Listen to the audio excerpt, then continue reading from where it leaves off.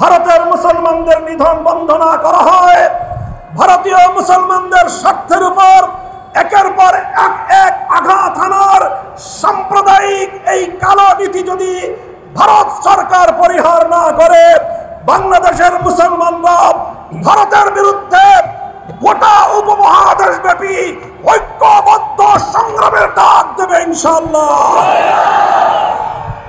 যেভাবে আন্তর্জাতিক পর্যায়ে নরেন্দ্র মোদীকে আমাদের প্রফেসর ইউনূস সাহেবের সামনে একান্ত অসহায় মনে হয়েছে, আমরা সকল ছোট রাষ্ট্রগুলি যদি ঐক্যবদ্ধ হতে পারি, ভারত তার আধিপত্যবাদী কালো নীতি প্রত্যাহার করতে বাধ্য হবে ইনশাআল্লাহ। বাংলাদেশের নারী বিষয়ক যেই কমিশন গঠন করা হয়েছে, সেই কমিশনের নারীরা এরা আসলে নারী না পুরুষ সেটা দেখে বোঝা কঠিন। এই জাতীয় না নারী না পুরুষ, তৃতীয় এক প্রজাতির লোকজন দিয়ে আপনারা যেভাবে বিতর্কিত নারী অধিকার সংস্কার বাস্তবায়নের সুপারিশ করেছে, এটা বাংলাদেশের আপামর তৌহিদি নারী জনতার প্রতি একটি চরম অবমাননাকর প্রস্তাবনা হয়েছে। আমরা এই বিতর্কিত কমিশন বাতিল করে তাদের প্রস্তাবকে ডাস্টবিনে ছুঁড়ে ফেলবার উদাত্ত আহ্বান জানাচ্ছি।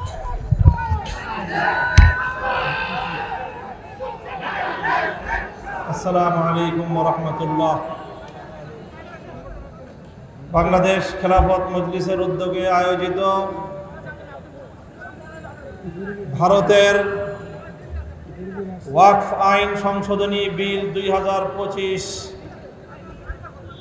প্রণয়ন এবং সংসদে পাশ করার প্রতিবাদে ভারতীয় দূতাবাস অভিমুখে গণমিছিল এবং স্মারকলিপি প্রদান উপলক্ষে আয়োজিত আজকের এই গণসমাবেশে উপস্থিত বাংলাদেশ খেলাফত মজলিসের নেতৃবৃন্দ, বাংলাদেশ খেলাফত মজলিসের বিভিন্ন ইউনিট এবং তৃণমূল থেকে সমবেত আমার নেতাকর্মী ভাইয়েরা, সর্বস্তরের তৌহিদি জনতা, দেশপ্রেমিক বাংলাদেশের জনসাধারণ, আমি সর্বপ্রথম আজকে এই সমাবেশকে আমার ব্যক্তিগত পক্ষ থেকে এবং বাংলাদেশ খেলাফত মজলিসের পক্ষ থেকে অভিনন্দন জ্ঞাপন করছি, শুকরিয়া জানাচ্ছি যে অত্যন্ত সময় উপযোগী একটি কর্মসূচিতে আপনারা আজকে এখানে সমবেত হয়েছেন। সংগ্রামী জনতা, আমরা জানি সারা পৃথিবী জুড়ে আজকে দুটি জনপদ বিশ্ব গণমাধ্যম এবং সারা দুনিয়ার মুসলমানদের কাছে বিশেষভাবে আলোচিত। তার প্রথমটি হলো ফিলিস্তিনের গাজা উপত্যকা, যেখানে বর্বর জায়নবাদী ইসরায়েলের গণহত্যা চলছে মানবতার ভয়াল বিপর্যয়। সেই গাজাবাসীর পক্ষে আজকে সারা দুনিয়ার মুসলিম উম্মাহ এবং শান্তিকামী সারা দুনিয়ার মানুষ আজকে রাজপথে নেমে এসেছে এবং গাজার মজলুম মানবতার প্রতি তারা সংহতি প্রকাশ করেছে। দ্বিতীয় যেই জনপদ আজকে বিশ্ব মুসলমানদের কাছে আলোচিত, তাদের হৃদয়ের আবেগ কেড়ে নিয়েছে, সেই জনপদের নাম হলো 40 কোটি নির্যাতিত মুসলমানদের জনপদ ভারত। সেই ভারতে আজ হিন্দুত্ববাদী উগ্র সাম্প্রদায়িক গোষ্ঠী গুজরাটের কসাই খেত নরেন্দ্র মোদী বাহিনী, বিজেপি সরকার ভারত শাসনের নামে বছরের পর বছর ধরে মুসলমানদেরকে নিধন করে চলছে। ভারতকে মুসলিম শূন্য করার এক গভীর ষড়যন্ত্র নিয়ে একের পর এক আইন তারা তৈরি করে যাচ্ছে এবং প্রয়োগ করে যাচ্ছে। তারই সর্বশেষ সংযোজনী হলো বিগত 5ই এপ্রিল ভারতের ন্যাশনাল অ্যাসেম্বলিতে তারা ওয়াকফ আইন সংশোধনী বিল 2025 পাশ করেছে এবং 1923 সালে প্রণীত ভারতের ওয়াকফ আইন 1995 সালে সংশোধিত ভারতের ওয়াকফ আইনকে পরিবর্তন করে, খোল নামছে পরিবর্তন পাল্টে দিয়ে 40টি পরিবর্তন সাধন করে মুসলমানদের ধর্মীয় ওয়াকফের বিধানকে সম্পূর্ণরূপে বাতিল করে মুসলিম জাতির ধর্মীয় সম্পত্তিতে হিন্দুত্ববাদী নখ বসাবার পায়তারা চালিয়েছে তারা। ভারতের প্রায় 6 লক্ষ একর ভূমিতে প্রতিষ্ঠিত শত শত বছর পূর্ব থেকে প্রচলিত আল্লাহর জন্য ওয়াকফকৃত মুসলমানদের ধর্মীয় স্থাপনা, মসজিদ, মাদ্রাসা, ঈদগাহ, কবরস্থান সহ অন্যান্য একান্ত ধর্মীয় কাজে আল্লাহর নামে ওয়াকফকৃত মুসলমানদের পূর্বপুরুষদের পক্ষ থেকে তাদের ব্যক্তিগত সম্পত্তি, যেই সম্পত্তি তারা ইসলাম এবং মুসলমানদের স্বার্থে উইল করেছে, ওয়াকফ করেছে, সেই সম্পত্তির দিকে আজকে হিন্দুত্ববাদী মোদী সরকারের লোলুপ দৃষ্টি পড়েছে। তারা এই বিতর্কিত বিল পাশ করে মুসলমানদের অধিকার হরণ করবার, মুসলমানদের সম্পত্তি লুটপাট করার, মসজিদের সম্পত্তিকে হিন্দুত্ববাদী আগ্রাসন জমাবার পায়তারা শুরু করেছে। আমরা বাংলাদেশের পক্ষ থেকে এই জাতীয় চরম সাম্প্রদায়িক উগ্রবাদী সিদ্ধান্তের এবং বিল পাশের চরম নিন্দা জ্ঞাপন করছি। স্পষ্ট ভাষায় আমরা দাবি জানাতে চাই, অনতিবিলম্বে এই বিতর্কিত ওয়াকফ বিল 2025 বাতিল করতে হবে। সেই সঙ্গে আমরা বলতে চাই, সারা দুনিয়ার মুসলমানেরা যেভাবে গাজাবাসীর পক্ষে মাঠে নেমে এসেছে, আমি বিশ্ব মুসলমানদের প্রতি এবং সারা দুনিয়ার শান্তিকামী মানবতার প্রতি আহ্বান জানাতে চাই, একইভাবে আপনারা ভারতের মুসলমানদের অধিকার আদায়ের জন্য ভারতের 40 কোটি মুসলমানদের প্রতি সংহতি প্রকাশ করার জন্য বিশ্ব মানবতা রাজপথে নেমে আসা দরকার।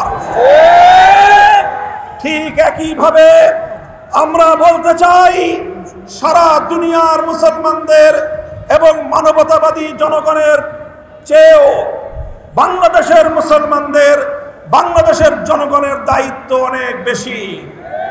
কারণ বাংলাদেশের মানুষ, বাংলাদেশ ভারতের প্রতিবেশী রাষ্ট্র।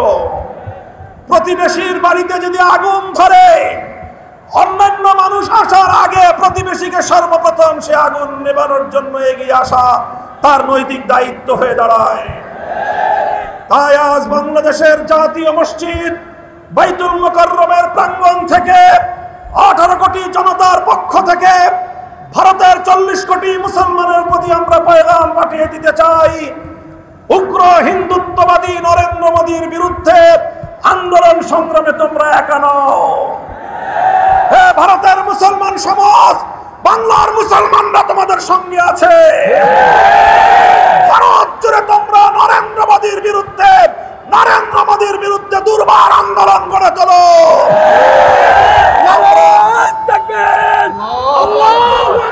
নরেন্দ্র মোদীর বিরুদ্ধে অ্যাকশন, অ্যাকশন!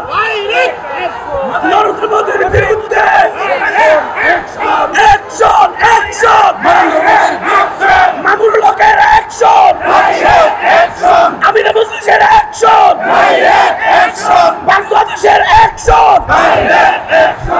কাজেই আমি বলতে চাই, ভারতের মুসলমানরা যে কোনো কর্মসূচি ঘোষণা করবে, বাংলাদেশের মুসলমানরা তাদের পাশে থাকবে ইনশাআল্লাহ। প্রয়োজনে বাংলাদেশের সীমান্তবর্তী অঞ্চলগুলোতে ভারতের মুসলমানরা যদি নরেন্দ্র মোদীর বিরুদ্ধে কোনো কার্যক্রম গ্রহণ করে, বাংলাদেশের মুসলমানরা সীমান্তবর্তী এলাকাগুলোতে ভারত বিরোধী প্রতিবাদী কর্মসূচি পালন করবে ইনশাআল্লাহ। যদি প্রয়োজন মনে করি, আর এর পরেও যদি ভারতের মুসলমানদের নিধন বন্ধ না করা হয়, ভারতীয় মুসলমানদের স্বার্থের উপর একের পর এক আঘাত হানার সাম্প্রদায়িক এই কালো নীতি যদি ভারত সরকার পরিহার না করে, বাংলাদেশের মুসলমানরা ভারতের বিরুদ্ধে গোটা বিএনপি ঐক্যবদ্ধ সংগ্রামের ডাক দেবে ইনশাআল্লাহ। ইতিমধ্যে বাংলাদেশ সরকারের কাছে আহ্বান এসেছে, আঞ্চলিক জোট সার্ককে শক্তিশালী করে এই উপমহাদেশীয় অঞ্চলে দক্ষিণ পূর্ব এশিয়ায় ভারতের আধিপত্যবাদের বিরুদ্ধে সবগুলো মানবতাবাদী রাষ্ট্র ঐক্যবদ্ধ হয়ে ভারতের বিরুদ্ধে আগ্রাসী নীতির বিরুদ্ধে প্রতিরোধ গড়ে তুলবার আহ্বান জানাই। আমি বাংলাদেশ সরকারের প্রধান উপদেষ্টা জনাব প্রফেসর ডক্টর ইউনূসকে আহ্বান করি, আপনি উদ্যোগ গ্রহণ করুন। পাকিস্তান, নেপাল, ভুটান, শ্রীলঙ্কা, মালদ্বীপ সহ আপনারা ভারতের আধিপত্যবাদের বিরুদ্ধে রুখে দাঁড়ানোর টুটি চেপে ধরুন। যেভাবে আন্তর্জাতিক পর্যায়ে নরেন্দ্র মোদীকে আমাদের প্রফেসর ইউনূস সাহেবের সামনে একান্ত অসহায় মনে হয়েছে, আমরা সকল ছোট রাষ্ট্রগুলি যদি ঐক্যবদ্ধ হতে পারি, ভারত তার আধিপত্যবাদী কালো নীতি প্রত্যাহার করতে বাধ্য হবে ইনশাআল্লাহ। সংগ্রামী সাথী ও বন্ধুগণ, তাই আমি বলতে চাই, আজকের এই গণসমাবেশ থেকে আমরা দ্ব্যর্থহীন ভাষায় ভারত সরকারের প্রতি আহ্বান জানাবো, বিতর্কিত ওয়াকফ বিল অনতিবিলম্বে বাতিল করুন। যদি সেটা না করে বাংলাদেশ সরকারকে বলবো, ভারতের বিরুদ্ধে কূটনৈতিক, অর্থনৈতিক সব ধরনের পদক্ষেপ গ্রহণ করার জন্য আপনারা প্রস্তুতি গ্রহণ করুন। আঞ্চলিক জোটকে শক্তিশালী করুন, ভারতকে এক ঘরে করে ভারতের বিরুদ্ধে কূটনৈতিক যুদ্ধের ঘোষণা করুন। সংগ্রামী সাথী ও বন্ধুগণ, সেই সাথে আমরা বলতে চাই, ইনশাআল্লাহ আগামী 3রা মে হেফাজতে ইসলামের পক্ষ থেকে ভারতের ওয়াকফ বিল পাস এবং মুসলমান নিধনের, মুসলিম নিধনের প্রতিবাদে সোহরাওয়ার্দী উদ্যানে মহাসমাবেশের ডাক দেওয়া হয়েছে। বাংলাদেশ খেলাফত মজলিস, হেফাজতে ইসলাম বাংলাদেশের সেই মহাসমাবেশের সাথে সম্পূর্ণ একাত্মতা পোষণ করে মহাসমাবেশ বাস্তবায়ন করার জন্য নেতা কর্মীদেরকে রাজপথে নেমে আসার উদাত্ত আহ্বান জানাচ্ছে। আমরা বলতে চাই, বাংলাদেশ সরকারকে বলবো যে দেখেন, ভারত তোষণের কোন নিয়ত যদি থেকে থাকে, এই অপনিয়ত বাদ দেন। বাংলাদেশের মানুষের পালস বুঝেন। বাংলাদেশ মানুষ আর কিছু সহ্য করলেও ভারতীয় আধিপত্যবাদ বাংলাদেশে তারা বরদাস্ত করে না। যদি আমার কথা বিশ্বাস না হয়, তাহলে বিগত 5ই আগস্টের শেখ হাসিনার পরিণাম থেকে শিক্ষা গ্রহণ করুন। আমার ধারণা, বাংলাদেশের নারী বিষয়ক যেই কমিশন গঠন করা হয়েছে, সেই কমিশনের নারীরা, এরা আসলে নারী না পুরুষ সেটা দেখে বোঝা কঠিন। এই জাতীয় না নারী না পুরুষ, তৃতীয় এক প্রজাতির লোকজন দিয়ে আপনারা যেভাবে বিতর্কিত নারী অধিকার সংস্কার বাস্তবায়নের সুপারিশ করেছে, এটা বাংলাদেশের আপামর তৌহিদি নারী জনতার প্রতি একটি চরম অবমাননাকর প্রস্তাবনা হয়েছে।